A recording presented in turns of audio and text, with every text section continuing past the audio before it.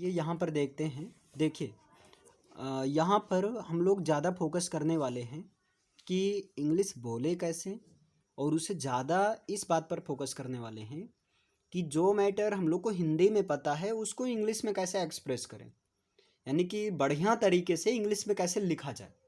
Clear है ना? तो इसके लिए सबसे पहले जो काम आने वाली चीज़ है उसको मैं बताता हूँ, और आज जो मैं बताने वाला हूँ हमेशा काम देगा, हर जगह काम देगा, है ना? आप इंग्लिश अगर पढ़ रहे हैं तो हमेशा काम देगा। देखिए इंग्लिश में सबसे ज़रूरी चीज़ होती है, एक तो होता है सेंटेंस फॉर्मेशन। ध्यान दीजिएगा, जो सबसे ज़रूरी चीज़ होती है सेंटेंस फॉर्मेशन होता है ना? Sentence formation. अब समस्या क्या है हम लोग के यहाँ, यानी खासकर इंडिया में समस्या ये है कि हम लोग के अंदर ऑलरेडी हिंदी में सेंटेंस फॉर्म्ड हैं, यानी कि हिंदी का स्ट्रक्चर हम लोग के माइंड में फीड है। ध्यान दीजिएगा, हिंदी का स्ट्रक्चर, और जिसको अगर सिंपली कहें तो सिंपली हिंदी के स्ट्रक्चर में सबसे पहले सब्जेक्ट लिख देते हैं हम लोग, है ना? उसके बाद में हम लोग लिखते हैं ऑब्जेक्ट लिखते हैं, है ना? और यहीं पर अदर, अगर है ऑब्जेक्ट अदर हर चीज़ आ गए, और इसके बाद वर्ब लिखते हैं। ये मतलब हिंदी का जो स्ट्रक्चर चलता है। जैसे अगर हम कहें राम स्कूल, है ना? राम स्कूल जाता है। ध्यान दीजिएगा, राम स्कूल जाता है ना? राम स्कूल जाता है। ऑलरेडी हम लोग के अंदर जो मतलब जो फीड है, जो स्ट्रक्चर, वो हिंदी स्ट्रक्चर फीड है। ये फीड है कि राम और ये स्कूल जाता है, ऑब्जेक्ट ये अदर होगा, यहाँ अदर है, एडवर्ब है, ये अदर को बीच में और इसको जो है एकदम लास्ट में। तो अब इंग्लिश में तो ऐसा तो है नहीं कि राम स्कूल गोज, ऐसा तो कर नहीं सकते हैं, है ना? ऐसे जो है समस्या हो जाएगी। अगर आप इंग्लिश में ऐसे बोल रहे हो राम, ध्यान दीजिएगा, Ram school goes, Ram school goes, ये गलत हो जाएगा, आपका ग्रामेटिकली गलत हो जाएगा। हाँ, स्पीकिंग में सही माना जा सकता है, ऐसी बात नहीं, क्योंकि स्पीकिंग का मेन पर्पज क्या होता है ना, कि कुल मिलाकर जो है अगले को समझ में आ जाना चाहिए। आप कुछ भी मत बोलो, सीधा बोल दो गोज, है ना? स्कूल की तरफ इशारा करके बोल दो गोज, तब भी कोई दिक्कत नहीं है ना? अगले को, लेकिन ये गलत हो जाएगा। इंग्लिश में ऐसा पंगा मत लेना, है ना? तो इंग्लिश का स्ट्रक्चर भाई वो होता कैसे है, तो ध्यान दीजिए, जो इंग्लिश का स्ट्रक्चर होता है ना, जो आपका इंग्लिश का स्ट्रक्चर होता है, वो होता क्या है, सब्जेक्ट इसमें भी पहले रहता है ना? लेकिन इसमें ऑब्जेक्ट को पहले ना रखकर वर्ब को पहले कर दिया जाता है, वर्ब को पहले कर दिया जाता है, और उसके बाद में कर दिया जाता है ऑब्जेक्ट को, यानी कि ऑब्जेक्ट अदर चीज़ को बाद में कर दिया जाता है। अब ध्यान देना, यहाँ पर इस चीज़ को समझिए। इसकी इंग्लिश ये गलत है, तो सही क्या होगी? अगर बात किया जाए राम, है ना, वर्ब को पहले लिखा जाता है, राम गोज टू स्कूल, ये चीज़ आपका सही इंग्लिश है ना? सेंटेंस फॉर्मेशन आपका ये सही है। अच्छा, ये कैसे बना? जैसे आप यहाँ पर खोजेंगे, अगर आप ये स्ट्रक्चर इंग्लिश में याद रखते हैं तो आपको परेशानी होगी। परेशानी होने का मतलब आप खोजेंगे सब्जेक्ट कौन है, वर्ब कौन है, ऑब्जेक्ट कौन है ना? अब भाई हिंदी में तो ऐसा कर नहीं सकते हैं। जैसे मान लीजिए आप स्पीच डिलीवर करने गए हैं, आपको हिंदी में पता है, आपको वहीं पर कन्वर्ट करके इंग्लिश में बोलना है। तो आप ऐसा तो है नहीं कि आप पहले जो है सब्जेक्ट खोजे, फिर वर्ब को खोजे, फिर ऑब्जेक्ट खोजे, फिर सेंटेंस को बैठाए, और तब जाकर आप बोल रहे हो। अगर ऐसा बोलेंगे तब तक आप, जब तक आप बोलेंगे काफ़ी वहाँ पर गैपिंग हो जाएगा ना, तो ये समस्या हो जाएगी, आपका ये समस्या हो जाएगी। तो इसके लिए देखिए, इसके लिए एक आपको सिंपल सा आज से ये कोड हर जगह यूज करना है। खासकर ये कोड अप्लाई होगा इंग्लिश के स्ट्रक्चर में, क्योंकि हिंदी के स्ट्रक्चर में कोई समस्या नहीं है। हमें हिंदी से इंग्लिश सीखना है ना? और जब हिंदी से इंग्लिश आ जाएगा तो इंग्लिश से हिंदी ऑलरेडी अपने आप आ जाती है। तो इसके लिए आपको सिंपल से एक ही अप्लाई करना है। सबसे पहले आपको लिख देना है सब्जेक्ट, लिख देना है सबसे पहले। अच्छा, सब्जेक्ट कैसे पहचानेंगे? सिंपल से हमको पहचानने का तरीका हम आपको बता दें। सब्जेक्ट को पहचानना बहुत आसान है, सिंपल सा आप ऐसे याद रखो।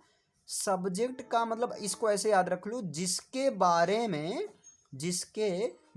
में बात हो, बस जिसके बारे में बात हो वही होता है सब्जेक्ट, होता है ना? About we something is said, वही होता है सब्जेक्ट। अब यहाँ पर आपको ये भी नहीं याद रखना है कि he see it I be you they, कुछ नहीं, जिसके बारे में बात हो रही हो, है ना, जिस टॉपिक के बारे में, जिस विषय के बारे में बात हो रही हो, वो सारा क्या होता है, सब्जेक्ट होता है। आपको क्या लिखना है, सब्जेक्ट लिखना है, फिर आपको पीछे से चले आना है, बस सब्जेक्ट लिखना है। उसके बाद आपको कहाँ से चलना है, मूव बैकवर्ड, है ना, मूव बैकवर्ड। आपको क्या करना, उल्टा चलना है।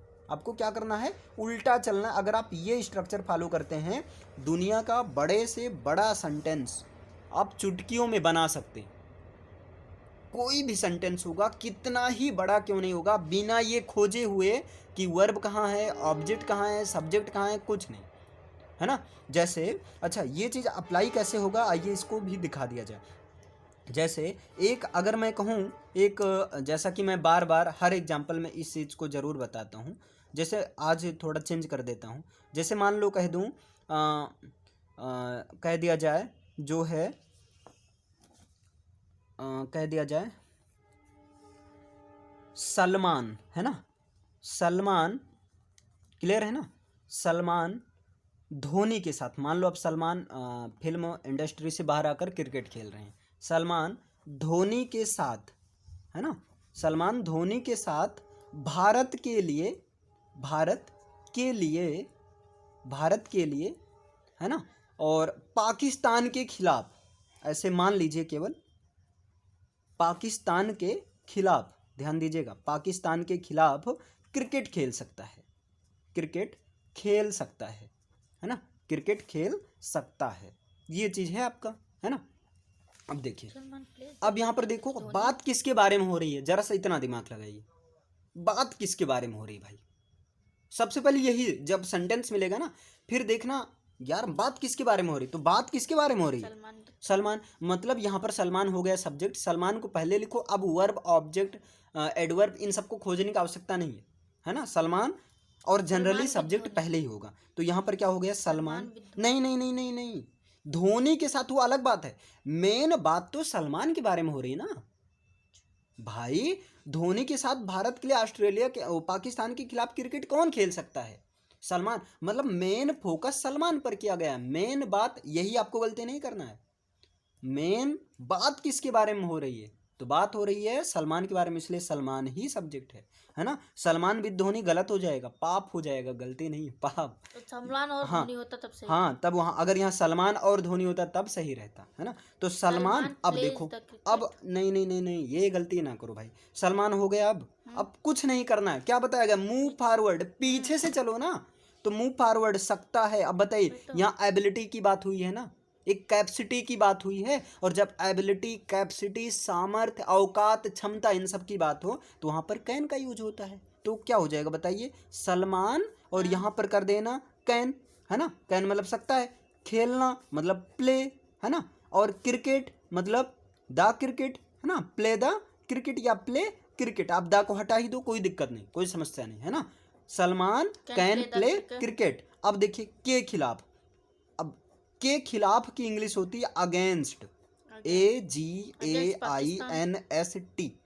अब ऐसे एक फायदा ये रहेगा, आपको मीनिंग भी तैयार होता जाएगा, और आपको पता है कोई चीज़ जो आपको हिंदी में प्रॉपर रूप से पता है, उसको इंग्लिश में एक्सप्रेस करने के लिए सबसे जो जरूरी चीज़ होती है, वो होती है वोकैबलरी, मीनिंग। और वोकैबलरी, अगर आप ये सोच रहे हैं हम बैठकर एक दिन में पूरा याद कर लेंगे, कभी ऐसा नहीं। सेंटेंस के थ्रू जो वोकैबलरी तैयार होती है, वो जिंदगी भर कभी नहीं भूलता है। तो आप कोशिश करो सेंटेंस के थ्रू तैयार करो, है ना। तो यहाँ पर अगेंस्ट, के खिलाफ की इंग्लिश, के खिलाफ, के विरुद्ध, ध्यान देना, चाहे यहाँ के खिलाफ होता और चाहे यहाँ लिखा होता के विरुद्ध, है ना। तो इसका मतलब क्या होता, अगेंस्ट। अब पाकिस्तान है, तो against the Pakistan, against the Pakistan, है ना। अब देखो के लिए, जनरली जो के लिए की अंग्रेजी होती है, वो क्या होती है, फॉर। कुछ केसेस में इसका मतलब से होता है, ठीक है, उसका बात अलग है, अभी वो ग्रामर है। अभी हम लोग सीख रहे हैं सेंटेंस का फॉर्मेशन कैसे करना है ना। तो ये हो गया फॉर। और भारत के लिए तो फॉर इंडिया, है ना, फॉर इंडिया। और किसके साथ, धोनी। अब बताइए के साथ, जो के साथ की इंग्लिश जनरली जो होती है, वो होती विद। अरे भाई, के साथ की इंग्लिश विद होती है ना, एक ओवरऑल। अभी ये बात, अभी आप ये मत जाओ कि टू का भी, वो सब अलग है ना। अभी एक समझ लीजिए कुछ नहीं आता है, जनरली ऐसे देखिए, विद हो गया, है ना। और धोनी, अब धोनी नाम है तो विद धोनी, समझ में आया। अब बताइए, एक बार तो आपने लिखा इस चीज को, अब आपको कोशिश करना इसको ऐसे ओरली बोलिए। ओरली बोलने का मतलब इसको हाइड कर लीजिए, छिपा लीजिए और ऐसे मन में सोचिए। हिंदी तो दिखाओ। नहीं नहीं कुछ नहीं, मन में ही सब सोचिए, है ना, मन में सोचना। अभी देखिए बहुत आसान हो जाएगा, मन में सोचिए। एक एक बार पहले मन में सेंटेंस को सेट कर लीजिए। सलमान धोनी के साथ, है ना, सलमान धोनी के साथ, पाकिस्तान के खिलाफ, धोनी के साथ पाकिस्तान के, सॉरी, सलमान धोनी के साथ भारत के लिए पाकिस्तान के खिलाफ क्रिकेट खेल सकता है। अब कोशिश करो मन में बनाओ, Salman can play the cricket, है ना, against Pakistan for India with Dhoni. ऐसे जब आप ऐसे 20-25 सेंटेंस बना लेंगे ना, एकदम सेट हो जाएगा। क्योंकि हमारे माइंड में क्या आता है, जैसे अगर हम कहें कोई कहानी लिखना हो तो हम लोग यही सोचते हैं, एक राजा था, देयर वाज अ किंग, वो अपने प्रजा की देखभाल करता रहता था, है ना, या वो हमेशा अपने प्रजा के बारे में सोचता रहता। अब ध्यान दो, वो हमेशा अपने प्रजा के बारे में सोचता रहता था, तो ही, अब पीछे सा जो, he used to always think, he मतलब हुआ यूज्ड टू ऑलवेज थिंक, मतलब हमेशा सोचता रहता था, है ना, about his kingdom, kingdoms people, अपने प्रजा लोग के बारे में। समझ में? ऐसे कोशिश करना। डन हुआ? इतना समझ में आया? अब देखिए, एक आपका बना। अब ऐसे आप बनाइए, जैसे एक लेते हैं, या अगर ऐसे ना माइंड में सीधा ना सेट हो पाए ना, तो प्रैक्टिस के लिए आप क्या करो, जैसे आप कहीं पर जहाँ भी होंगे, या तो आप कमरे में होंगे, है ना, या तो आप बाहर खुले में होंगे, है ना, कहीं भी हैं। ऐसा तो है नहीं कि आप एकदम मतलब कहीं तो रहेंगे ना, कि आसपास तो एनवायरनमेंट रहेगा ही। क्लियर? तो जैसे मान लीजिए आप यहाँ पर, ध्यान दीजिएगा, जैसे मान लीजिए आप जो हैं यहाँ पर हैं, है ना, आप यहाँ पर हैं, आपके दिमाग में एक सेंटेंस आया, आपके दिमाग में यहीं पर एक सेंटेंस आया कि आकाश, आप ऐसे सोच रहे हैं, है ना, आप ऐसे सोच रहे हैं मुंडे यहाँ पर, भाई इसका बनेगा क्या, सपोज कर लो, है ना, जैसे आपने सोचा आकाश, थोड़ा ऐसे आकाश, है ना, आकाश के साथ, है ना, ये लिखना नहीं है, ये समझने के लिए बता रहे, आकाश, आकाश के साथ, है ना, आकाश के छत पर, थोड़ा समझिएगा इस चीज को, बड़ा मजेदार है। आकाश के छत पर, है ना, आकाश के छत पर पतंग उड़ा सकता है। अब इस चीज को लिखना नहीं है, हमने तो एक समझने के लिए बताया, आप इमेजिन कर लो, आकाश, आकाश के साथ, आकाश के छत पर पतंग उड़ा सकता है। आपने इमेजिन कर लिया कि आकाश यहाँ पर, तो आप कैसे बनेंगे, आकाश, है ना, कैन फ्लाई द स्काई, है ना, ऑन द रूफ ऑफ आकाश, या eight the roof of Aakash, है ना, विद आकाश। नहीं समझे? नहीं समझ गए। अब इस चीज को यहाँ लिखना नहीं है, अब ऐसे इमेजिन आपको करना है, इमेजिन करना।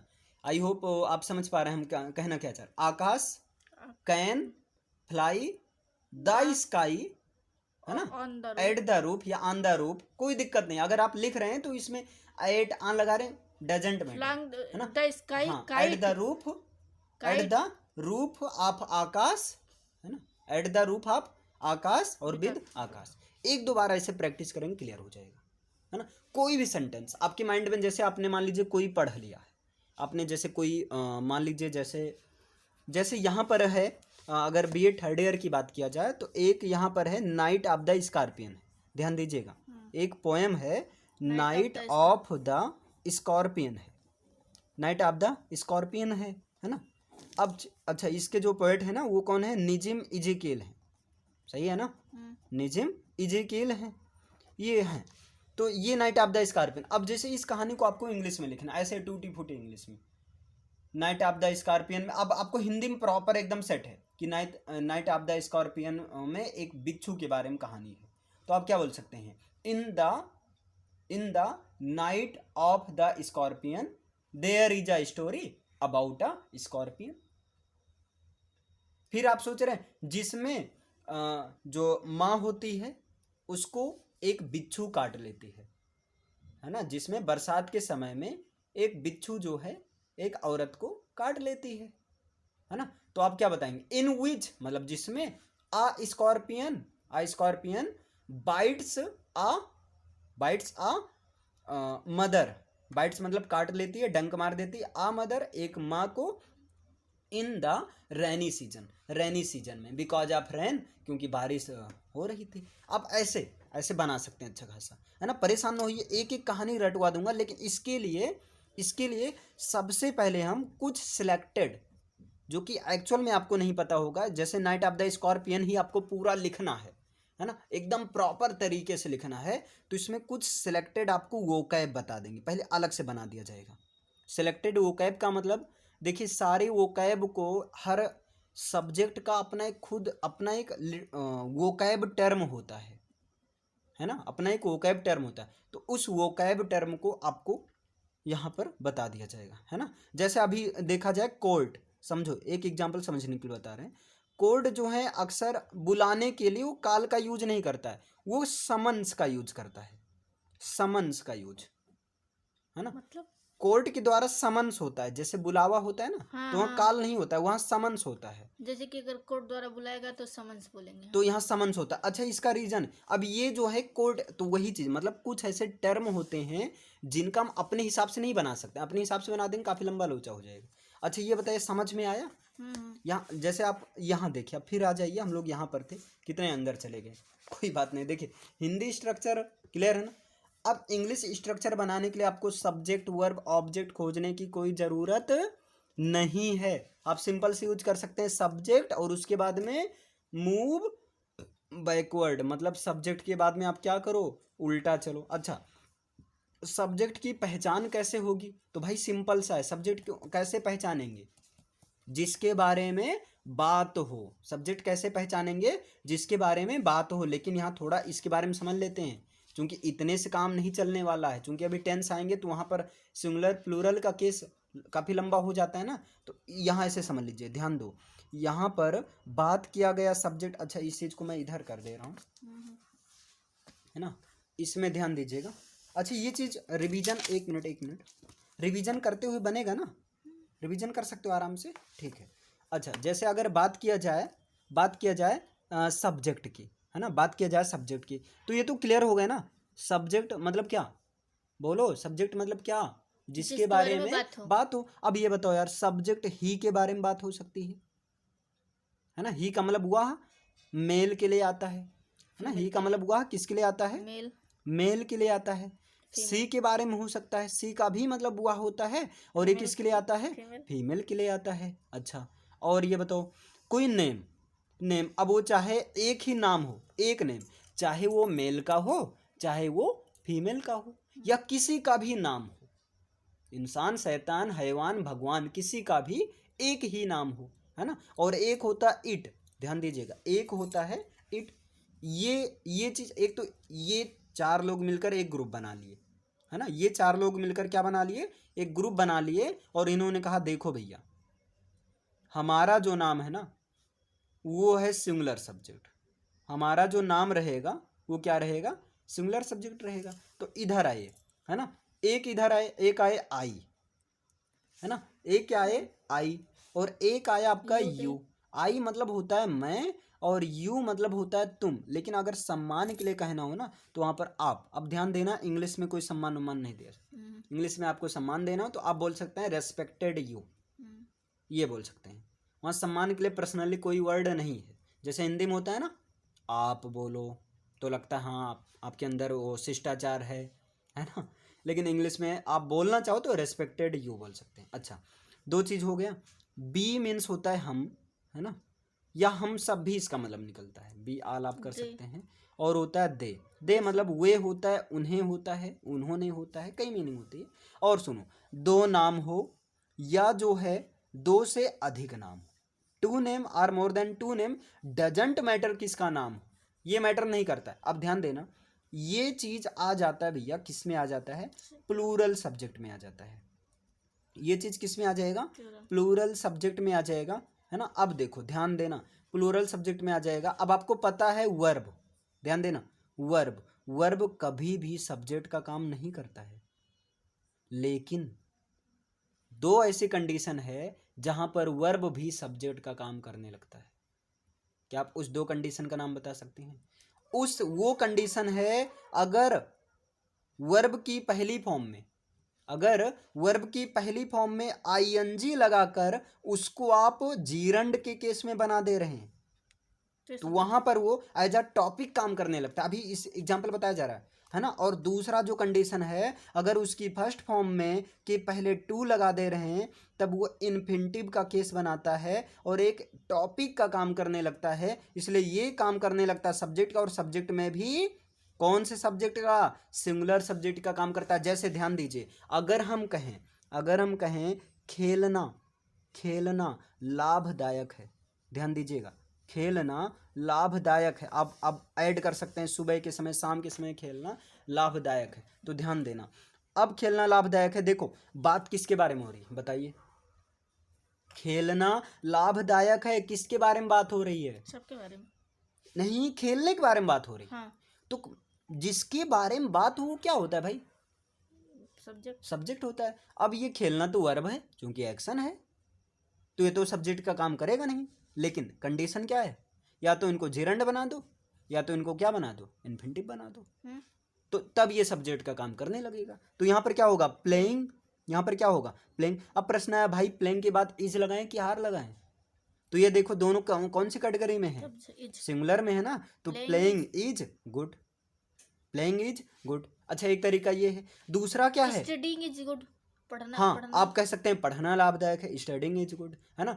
सोना लाभदायक है, स्लीपिंग इज गुड, कई बना सकते हैं ना। अच्छा, एक तरीका और है, अगर आप इससे नहीं बनाना चाह रहे हैं तो आप क्या बना सकते हैं? और करके इसको आप बना सकते हैं to play, to play is good, to play is good. अच्छा, समझ में आया? ये भी आपका। अब एक और है भाई, खतरनाक वाला है।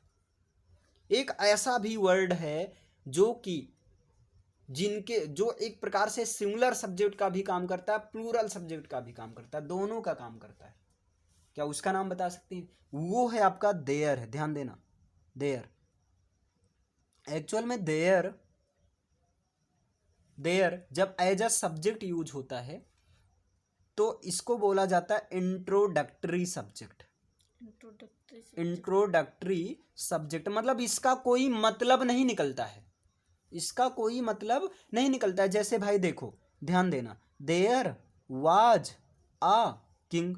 आप क्या इसका अर्थ क्या निकालते हैं? वहां एक राजा था, वह एक राजा था, वहां एक राजा था। इसका अर्थ ये निकालते हैं कि इसका अर्थ ये निकालते हैं वह एक राजा था, एक राजा था खाली, है ना। या इसका अर्थ आप ये निकालते हैं एक राजा था। बताइए इसका अर्थ आप क्या निकालते हैं? एक राजा था, यही तो निकालते हैं ना। ये नहीं निकालते हैं ना। तो देयर, इसीलिए ये इंट्रोडक्टरी सब्जेक्ट है, ये सब्जेक्ट के प्लेस पर आ गया। भाई कोई तो होना चाहिए ना सब्जेक्ट के स्थान पर, तो उसके प्लेस पर आया। तो देखो देयर के बाद में, ये बड़ा खतरनाक, कभी कंफ्यूजन कर देता है। देयर के बाद में आपका मतलब इज भी आता है, वाज भी आता है, और सुनो, देयर के बाद में आपका आर भी आता है, वर भी आता है। जैसे अभी आपने कहा कि एक राजा था, अभी आपने क्या कहा? एक राजा था, एक राजा था, है ना, एक राजा था। तो आपने इंग्लिश बनाई there was a king, there was a king.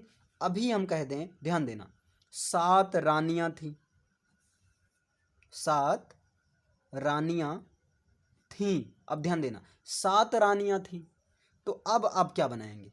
There. क्या अब यहां वाज लगाएंगे? ऑप्शन दे रहे हैं, वाज की वर 7 क्वींस। अब बताइए, देयर वर 7 क्वींस, यानी कि ये देखिए, देयर आपका, देयर के बाद सिंगुलर मतलब इजेमार जो कि सिंगुलर सब्जेक्ट के साथ आता है वो भी आया है ना। और देयर के साथ वाज या आर जो कि आपका प्लूरल सब्जेक्ट के साथ आता है वो भी आया है। इसका मतलब अगर पूछ लिया जाए, बताइए इसमें सब्जेक्ट कौन है? देयर वाज अ किंग में मेन सब्जेक्ट कौन है? एक्चुअल में सब्जेक्ट का काम कौन कर रहा है? किंग कर रहा है, क्योंकि राजा के बारे में, ये तो इंट्रोडक्टरी है, ये केवल सब्जेक्ट का स्थान लिया है ना। तो यहां पर देखो, आ किंग एक है, सिंगुलर है ना, तो सिंगुलर के साथ क्या लगा? वाज लगा। लेकिन यहाँ 7 क्वींस, 7 रानियां, ये भाई क्या है, प्लूरल है ना, तो प्लूरल के साथ तो आज तो लगेगा नहीं यहाँ पर वर्ब। अच्छा ये समझ में आया सब्जेक्ट क्या होता, अगर कोई पूछ लेता है सब्जेक्ट क्या होता है, हाँ ये चीज़ आपका काम कहाँ देगा, देखो गजब का ये जो कॉन्सेप्ट है बहुत जगह काम देगा आपका, एकदम भर भर के काम देगा। आपको पता है कि ऐसे हम रफली आइडिया दे दे रहे हैं आपको, रफली आइडिया दे दे रहे हैं। देखिए यहाँ पर ध्यान दीजिएगा, है क्या आपका सिंगुलर सब्जेक्ट है ना, एस एस लिख दें चल जाएगा, एस एस का मतलब सिंगुलर सब्जेक्ट, सिंगुलर सब्जेक्ट। अब ये चीज़ आपको काम कहाँ देने वाला, जब आप टेंस पढ़ेंगे ना तो टेंस में आप पाएंगे कि सिंगुलर सब्जेक्ट के साथ में डज आता है ना, फिर आगे आप जाएंगे तो आप पाएंगे सिंगुलर सब्जेक्ट के साथ में इज आता है, फिर आप आगे जाएंगे फिर आप पाएंगे सिंगुलर सब्जेक्ट के साथ हैज आता है है ना, फिर आप आगे जाएंगे तो आप पाएंगे सिंगुलर been। सब्जेक्ट के ही साथ हैज बीन आएगा। टेंस में स्टेप वाइज स्टेप चल रहे हैं है ना, हैज बीन आएगा। फिर आप थोड़ा और आगे जाएंगे तो आप पाएंगे सिंगुलर सब्जेक्ट के साथ वाज आता है।